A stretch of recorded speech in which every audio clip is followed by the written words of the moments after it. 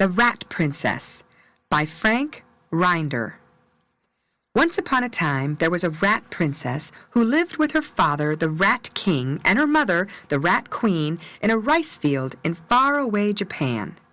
The rat princess was so pretty that her father and mother were quite foolishly proud of her and thought no one good enough to play with her.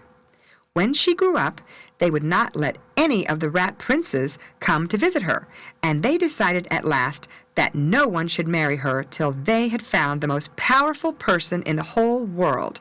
No one else was good enough. And the father rat started out to find the most powerful person in the whole world. The wisest and oldest rat in the rice field said that the sun must be the most powerful person because he made the rice grow and ripen. So the Rat King went to find the sun.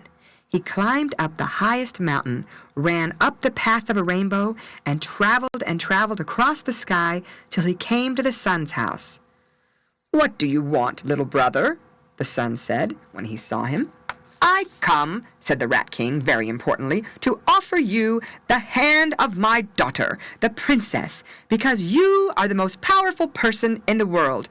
No one else is good enough." "Ha, ha!" laughed the jolly round sun and winked with his eye.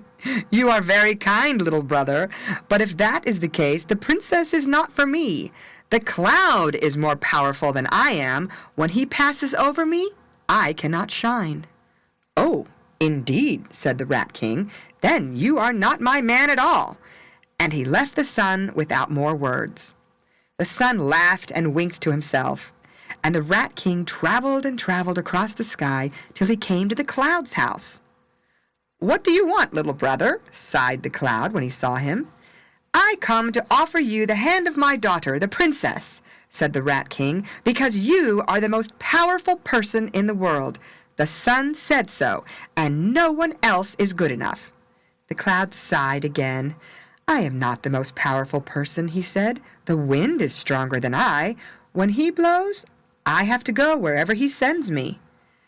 "Then you are not the person for my daughter," said the Rat King proudly, and he started at once to find the wind.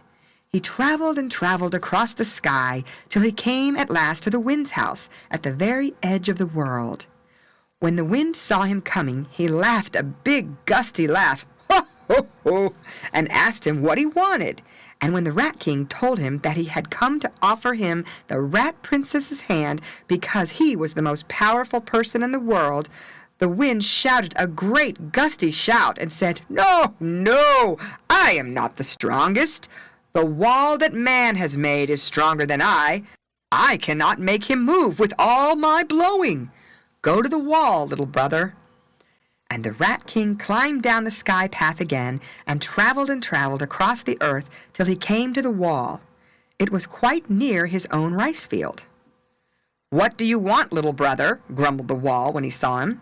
"I come to offer you the hand of the princess, my daughter, because you are the most powerful person in the world, and no one else is good enough."